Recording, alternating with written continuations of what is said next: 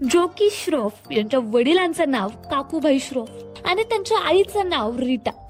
त्या कझाकिस्तानच्या होत्या. कझाकिस्तानमधून त्या लाहोरला पळून आल्या होत्या.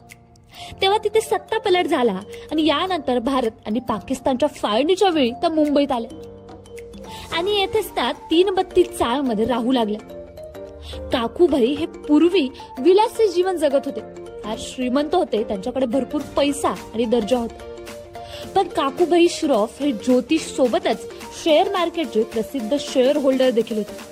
त्यामुळे त्यांची सर्व पुंजी गेली आणि त्यांचं कुटुंब रस्त्यावर आलं आणि ते सुद्धा 332 चाळमध्ये राहायला गेले. येथे त्यांची भेट रीटाशी झाली आणि काही काळानंतर दोघांनी लग्न केलं. लग्नानंतर काकूभाई यांना 2 मुलं झाली. धाकट्या मुलाचं नाव जॉकी श्रॉफ. जॉकी श्रॉफने 332 चाळमध्ये अनेक दशके घालवली. आपल्या कुटुंबाला मदत करण्यासाठी तो कधी शेंगदाणे विकत तर कधी चित्रपटगृहाबाहेर चित्रपटाचे पोस्टर चिटवायचा. या कामातून मिळणाऱ्या पैशातून तो घर चालवायचा.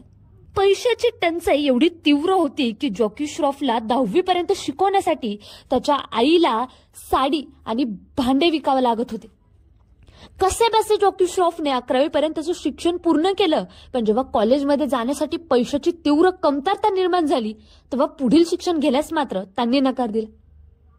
घरच्यांचा आधार घेतल्यानंतर त्यांनी ट्रॅव्हल एजन्सीमध्ये काम करण्यास सुरुवात केली. दरम्यान एक दिवशी ते बस स्थानकावर उभे असताना एक माणूस त्यांच्याजवळ आला आणि म्हटला की मला तुमचा एक फोटो भेटू शकतो का आणि यासाठी मी तुम्हाला पैसेही दिले. यानंतर जॉकी श्रॉफच्या आनंदाला सीमा नव्हती. नंतर असं दिसून आलं की तो फोटो एका जाहिरात एजन्सीने घेतला होता आणि ते एक मॉडेल बनले आणि अशी जॉकी श्रॉफ यांची सुरुवात झाली आणि मॉडेलिंगच्या त्या पहिल्या कामासाठी त्यांना 7,000 रुपये मिळाले. आणि याच गोष्टीमुळे जॉकी श्रॉफने ट्रॅव्हल एजन्सीची नोकरी सोडली आणि मॉडेलिंग करायला सुरुवात केली. चांगली कमाई होत होती. दरम्यान देव आनंद यांचा मुलगा सुनील आनंद यांच्याशी त्यांची मैत्री झाली आणि देव आनंद यांच्याशी त्यांची ओळख करून दिली.